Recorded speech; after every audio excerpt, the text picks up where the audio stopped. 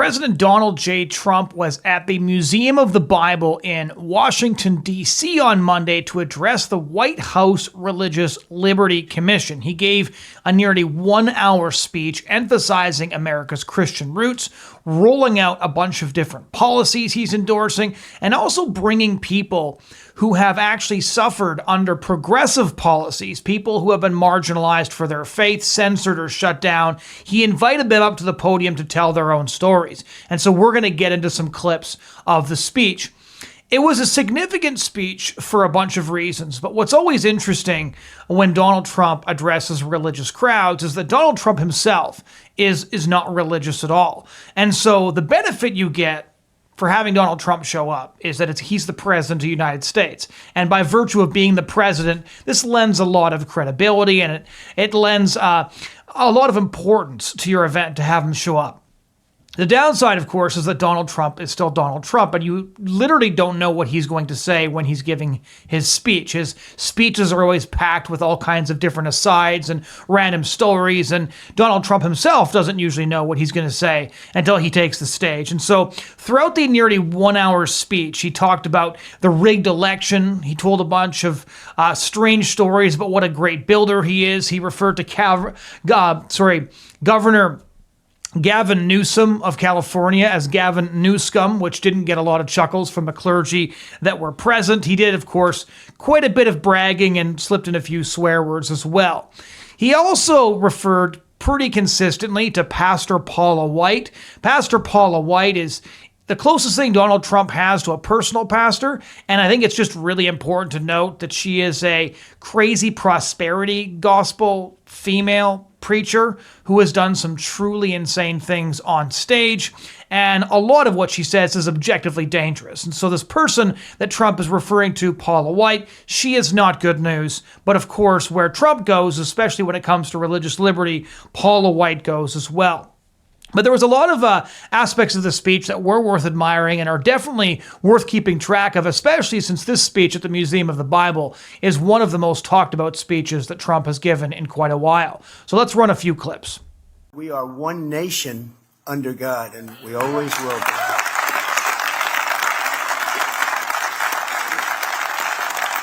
The need for this commission has never been more clear than it was last week when the ineffectual senator from Virginia, a man named Tim Kaine, stated that the notion our rights come from our Creator is, quote, extremely troubling to him. Very troubling, isn't it troubling? Isn't that terrible, though? How he would say something like that, and advocated really by a totalitarian regime. This is what they say. But as everyone in this room understands, it is tyrants who are denying our rights and the rights that come from God. And it's this Declaration of Independence that proclaims we're endowed by our Creator with the right to life, liberty, and the pursuit of happiness. The senator from Virginia should be ashamed of himself for many things. For many things. For things even beyond that, but in its own way, nothing's more important than those words. Oh, terrible words. As president, I will always defend our nation's glorious heritage, and we will protect the Judeo-Christian principles of our founding, and we will protect them with vigor.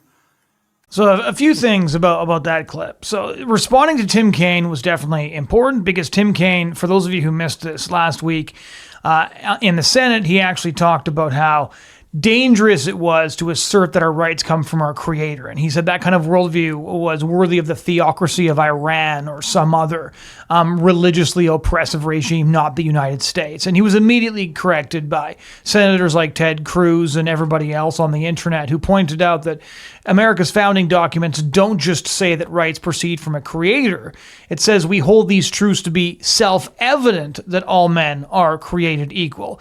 And that in fact, when you say that rights come from government rather than come from God, that is when things become truly dangerous. And so this was worth highlighting.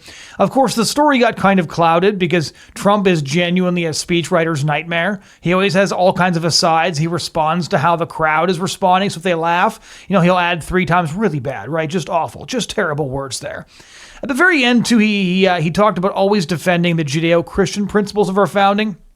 I like it when people use the phrase Judeo-Christian principles, not because I don't think saying Christian principles would suit just as well, but because when you say Judeo-Christian principles, it annoys all of the right people. There's a lot of people who get really upset by this. Those people usually have some fairly dubious views. So then Trump brought out a couple of different kids who had experienced religious persecution, or I should say discrimination. Persecution's not quite the right word considering what people go through around the world, to talk about what they experienced on stage. And again, he's very jovial, very genial when he's doing this sorts of thing. And he expresses all kinds of outrage. And this is why people like him. You're not going to get a speech at the Museum of the Bible on the subject of religious liberty and America's heritage gives the opportunity for a really eloquent speech. The audience was filled with religious luminaries like Cardinal Tim Dolan of New York and Ralph Reed, and all kinds of really important people. And ordinary presidents would not only try to be very eloquent, but might even try to do something like work in some passages from Abraham Lincoln's second inaugural address to borrow eloquence from presidents past. But Donald Trump just gets up there and he's still just the New York businessman. And so here's how he introduced the students who had undergone discrimination for their beliefs at schools. For most of our country's history, the Bible was found in every classroom in the nation. Yet in many schools today, students are instead indoctrinated with anti-religious propaganda, and some are even punished for their religious beliefs, and very, very strongly punished. It's ridiculous. Joining us this morning is Hannah Allen from Honey Grove, Texas. A few years ago, Hannah organized a group of her classmates to pray for an injured peer. The school principal declared that Hannah's generous act of love was prohibited from taking place in front of the other students. Didn't like it. The principal didn't like it. Can you imagine? But Hannah very strongly stood her ground, and she won. And Hannah, I just want to thank you for letting the light of your faith shine for all of those to see. We really appreciate it. And where is Hannah? Is Hannah here someplace? I think so. Hannah, stand up, please. Thank you very much. Thank you very much. Thank you, Hannah. I know what you went through. It's great. Appreciate it. To support students like Hannah, I'm pleased to announce this morning that the Department of Education will soon issue new guidance protecting the right to prayer in our public schools, and it's total protection.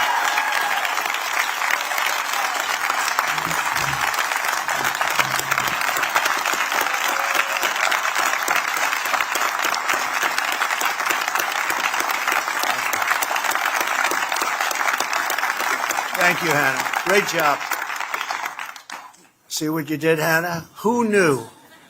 Who knew that was going to happen, right? Thank you, darling. Also with us is 12-year-old Shay Encinas from California. Last year in 5th grade, Shay was forced to read a book to a kindergarten student promoting a message of radical gender ideology that is contrary to his religious beliefs and ours. I'd like to have Shay come up and tell the story. It's an amazing story. Shay, please come up.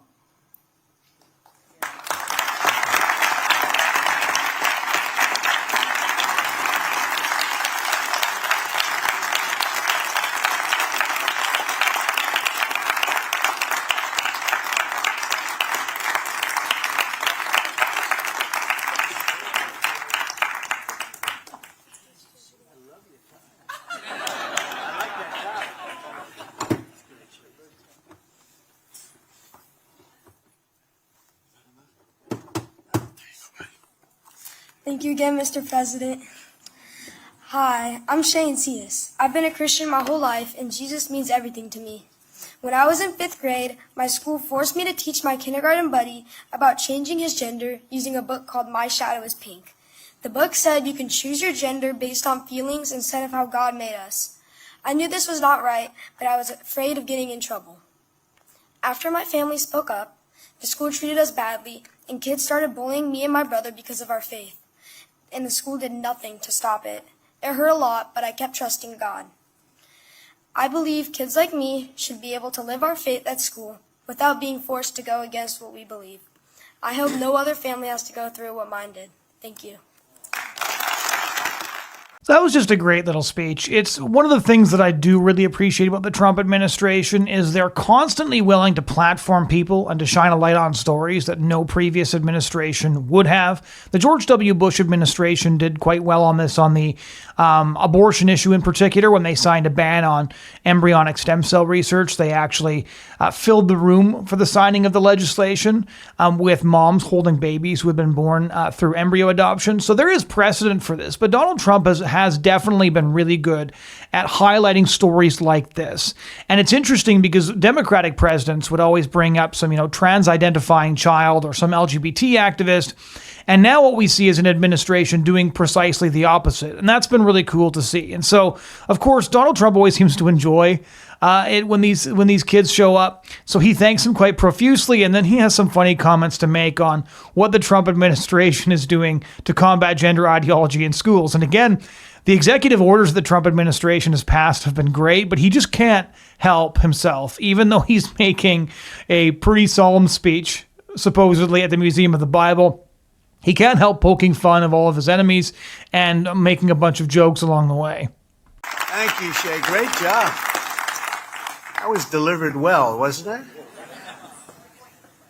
On day one of my administration, I signed an executive order to slash federal funding for any school that pushes transgender insanity on our youth.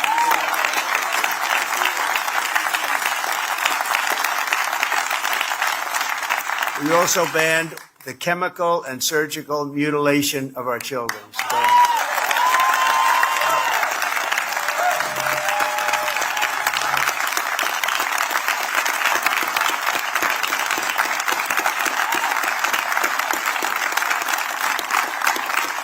Thank you. We got men out of women's sports. How tough was that?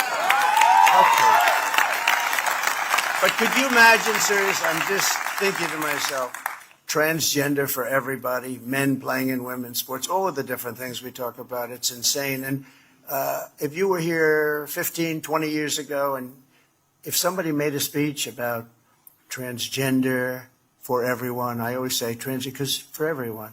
Transgender, we have some states that actually can force it upon you without the parents' notification or approval. It's not even believable. But can you imagine men playing in women's sports? So you're up 15 years ago, I guess, probably 10 years ago, but 15 years ago, and somebody said, we will not allow men to play in women's sports. People would look at the person and say, what's he talking about? Is he crazy? It happened.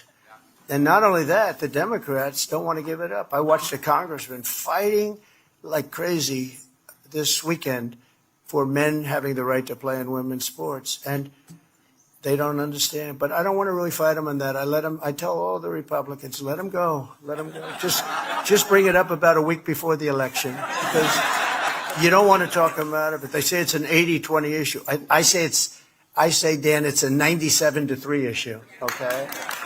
And transgender's about the same. It's crazy.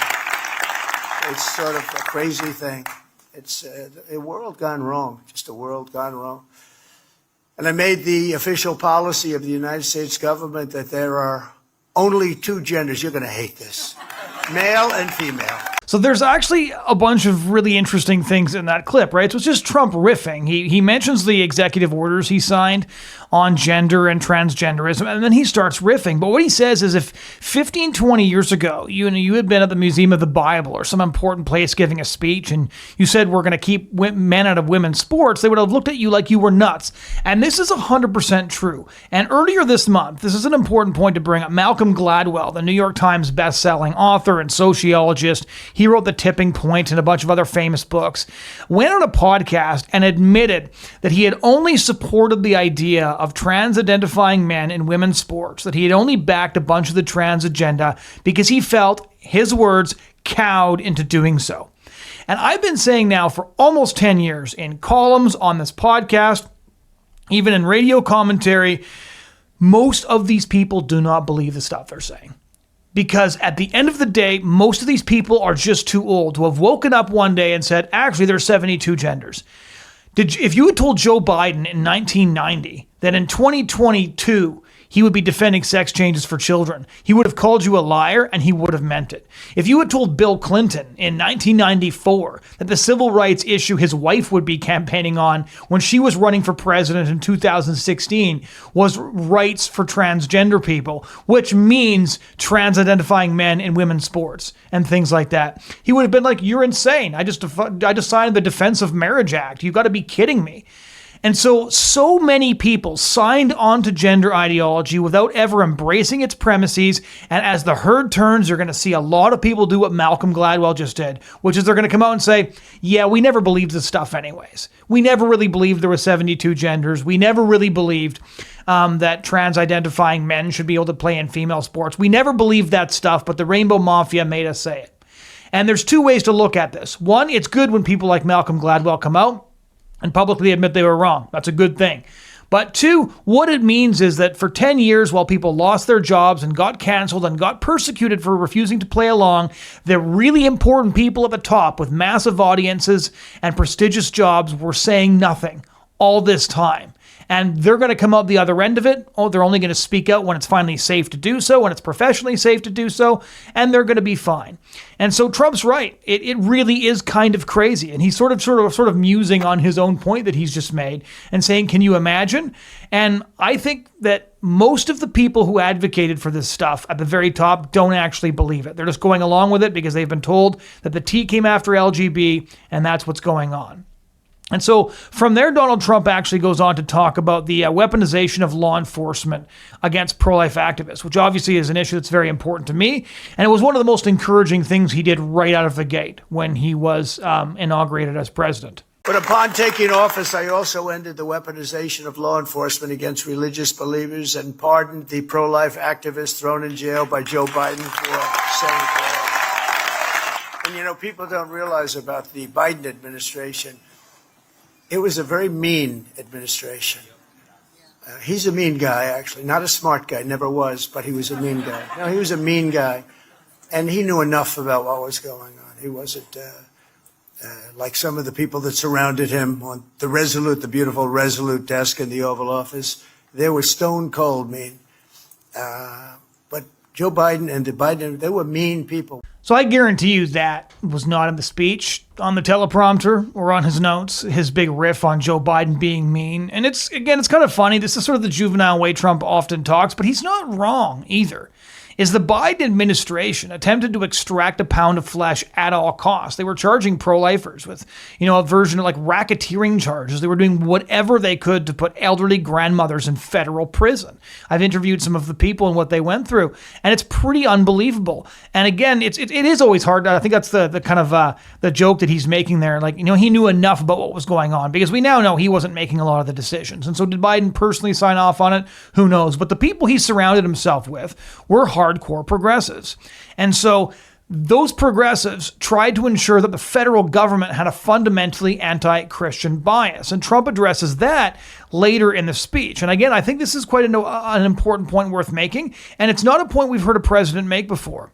I created the first ever Department of Justice task force to eradicate anti-Christian bias. And for those people that are a little bit naive or not well-read, there is a tremendous anti-Christian bias. We don't hear about it. We don't think about it. You hear about anti-Semitic, but you don't hear about anti-Christian. Now, you have a strong anti-Christian bias, but we're ending that rapidly, I will tell you. It's a whole... We're in a much different world today than we were 1 year ago. This is like a different world.